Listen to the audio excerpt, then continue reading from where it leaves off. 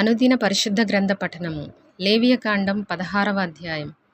అహరోను ఇద్దరు కుమారులు యెహోవా సన్నిధికి సమీపించి చనిపోయిన తరువాత యెహోవా మోషేతో మాటలాడి ఇట్లనెను, నేను కరుణాపీఠము మీద మేఘములో కనబడుదును గనుక నీ సహోదరుడైన అహరోను చావకయుండునట్లు అతడు మందసము మీది కరుణాపీఠము ఎదుటనున్న అడ్డతెర లోపలికి ఎల్లప్పుడూ రాకూడదని అతనితో చెప్పుము.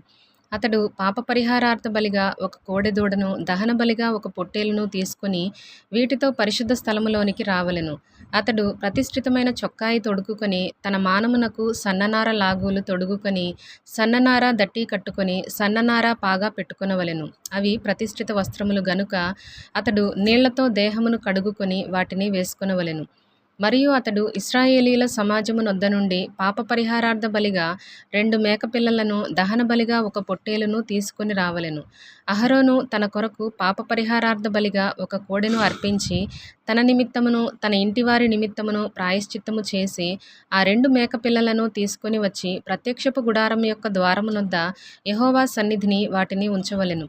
అప్పుడు అహరోను యెహోవా పేరట ఒక చీటీని, విడిచిపెట్టే మేక పేరట ఒక చీటీని, ఆ 2 మేకల మీద 2 చీట్లను వేయవలెను.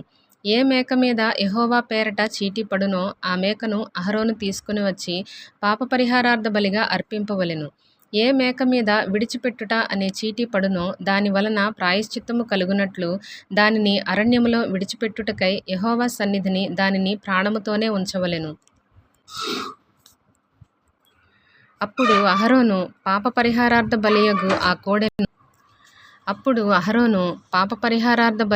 ఆ కోడెను తీసుకొని వచ్చి తన నిమిత్తమును తన ఇంటివారి నిమిత్తమును ప్రాయశ్చిత్తము చేసుకొనవలెను. తరువాత అతడు తన కొరకు తానర్పించు పాప పరిహారార్థ బలియగు కోడెను వధించి యెహోవా సన్నిధినున్న ధూపపీఠము మీద నుండి ధూపార్తెడు నిప్పులను తన పిడికెళ్లతో పరిమళ ధూప చూర్ణమును తీసుకొని అడ్డతెర లోపలికి వాటిని తెచ్చి తాను చావకుండునట్లు ఆ ధూపము మేఘము వలె శాసనముల మీదనున్న కరుణాపీఠమును కమ్ముటకు యెహోవా సన్నిధిని ఆ అగ్ని మీద ఆ ధూప ద్రవ్యమును వేయవలెను.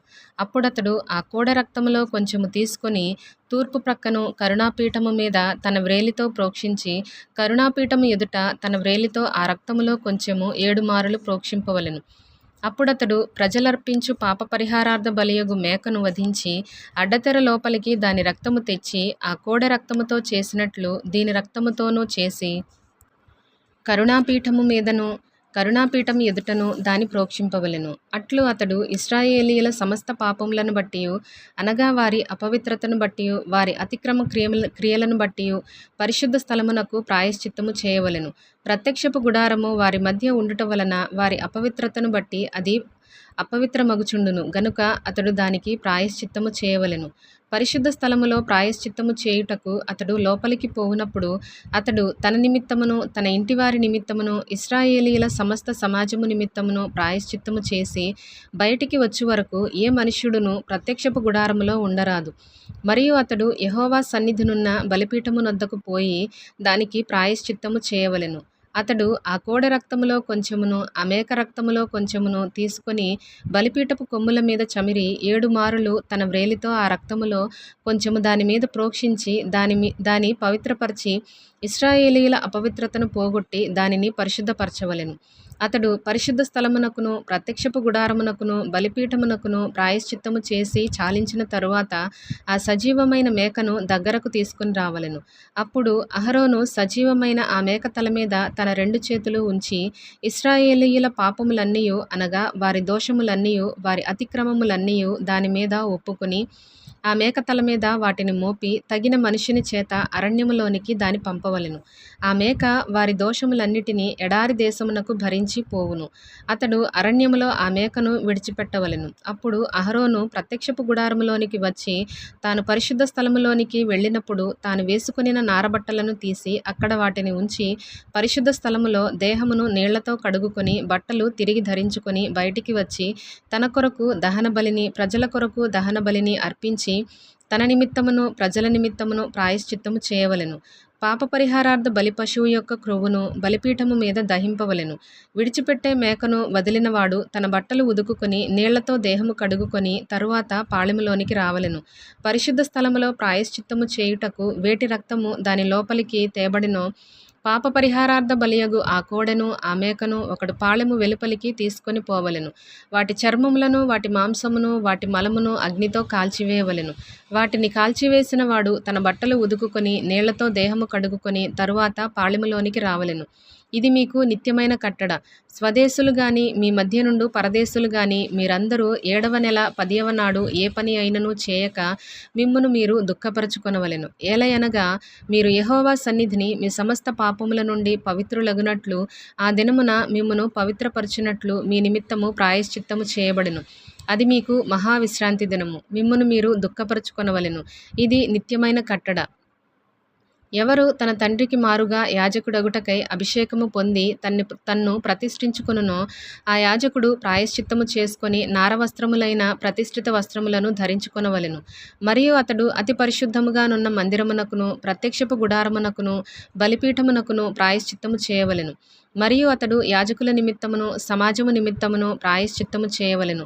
సంవత్సరమునకు ఒకసారి ఇశ్రాయేలీయుల సమస్త పాపములను బట్టి వారి నిమిత్తము ప్రాయశ్చిత్తము చేయుటకు ఇది మీకు నిత్యమైన కట్టడ. యెహోవా మోషేకు ఆజ్ఞాపించినట్లు అతడు చేసెను. 17వ అధ్యాయం. మరియు యెహోవా మోషేకు ఇలాగు సెలవిచ్చెను. నీవు అహరోనుతోనూ అతని కుమారులతోనూ ఇశ్రాయేలీయులందరితోనూ ఇలాగు చెప్పుము. ఇది యెహోవా ఆజ్ఞాపించిన మాట. ఇశ్రాయేలీయుల కుటుంబములలో యెహోవా మందిరము ఎదుట యెహోవాకు అర్పణము అర్పించుటకు పూనుకునివాడు అది ఎద్దే గాని గొర్రెయే గాని మేకయే గాని ప్రత్యక్షపు గుడారం యొక్క ద్వారమునొద్దకు దానిని ముందు తేక పాళెములో వధించినను పాళెమునకు వెలుపల వధించినను ఆ మనుషుడు తన ప్రజలలో నుండి కొట్టివేయబడును. వాడు రక్తమును ఒలికించినవాడు. ఇశ్రాయేలీయులు బయట వధించుచున్న బలిపశువులను ఇక బయట వధింపక యెహోవా పేరట యాజకుని యొద్దకు ప్రత్యక్షపు గుడారం యొక్క ద్వారమునకే తీసుకుని వచ్చి సమాధాన బలిగా అర్పించునట్లు ఆ మనుష్యుడు జనులలో నుండి కొట్టివేయబడవలెను. యెహోవాకు ఇంపైన సువాసన కలుగునట్లు యాజకుడు ప్రత్యక్షపు గుడారం యొక్క ద్వారమునొద్దనున్న యెహోవా బలిపీఠము మీద వాటి రక్తమును ప్రోక్షించి వాటి క్రొవ్వును దహింపవలెను. వారు వ్యభిచారులై అనుసరించుచూ వచ్చిన దయ్యముల పేరట వధించినట్లు ఇక మీదట తమ బలి పశువులను వధింపరాదు. ఇది వారి తరతరములకు వారికి నిత్యమైన కట్టడ. మరియు నీవు వారితో ఇట్లనుము. ఇశ్రాయేలీయుల కుటుంబములలో గాని మీలో నివసించు పరదేశులలో గాని ఒకడు దహన బలినైనను వేరొక ఏ బలినైనను యెహోవాకు అర్పింపనుద్దేశము గలవాడై ప్రత్యక్షపు గుడారం యొక్క ద్వారమునొద్దకు తీసుకొని రాని ఎడల ఆ మనుష్యుడు జనులలో నుండి కొట్టివేయబడును. మరియు ఇశ్రాయేలీయుల కుటుంబములలోనేమి మీలో నివసించు పరదేశులలోనేమి ఒకడు దేని రక్తమును తినినను రక్తము తినువానికి నేను విముఖుడనై జనులలో నుండి వాని కొట్టివేయుదును. రక్తము దేహమునకు ప్రాణము. మీ నిమిత్తము ప్రాయశ్చిత్తము చేయునట్లు బలిపీఠము మీద పోయుటకై దానిని మీకిచ్చితిని. రక్తము దానిలోనున్న ప్రాణమును బట్టి ప్రాయశ్చిత్తము చేయును. కాబట్టి మీలో ఎవడునూ రక్తము తినకూడదనియు మీలో నివసించు ఏ పరదేశీయు రక్తము తినకూడదనియు నేను ఇశ్రాయేలీయులకు ఆజ్ఞాపించితిని. మరియు ఇశ్రాయేలీయులలోనే గాని మీలో నివసించు పరదేశులలోనే గాని ఒకడు తినదగిన మృగమునైనను పక్షినైనను వేటాడి పట్టిన ఎడల వాడు దాని రక్తమును ఒలికించి మంటితో కప్పవలెను. ఏలయనగా అది సమస్త దేహములకు ప్రాణాధారము. దాని రక్తము దాని ప్రాణమునకు ఆధారము. కాబట్టి మీరు ఏ దేహ రక్తమును తినకూడదు. వాటి రక్తము సర్వదేహములకు ప్రాణాధారము. దానిని తిను ప్రతివాడు మరణశిక్ష నొందునని నేను ఇశ్రాయేలీయులకు ఆజ్ఞాపించితిని. మరియు కళేబరమునైనను చీల్చబడిన దానినైనను తిను ప్రతివాడు దేశమందు పుట్టినవాడేమి పరదేశీ ఏమి వాడు తన బట్టలను ఉదుకుని నీళ్లతో దేహమును కడుగుకొని సాయంకాలము వరకు అపవిత్రుడగును. తరువాత పవిత్రుడగును. అయితే వాడు వాటిని ఉదుకుకొనకయు తన దేహమును కడుగుకొనకయు ఉండిన ఎడల వాడు తన దోషశిక్షను భరించును.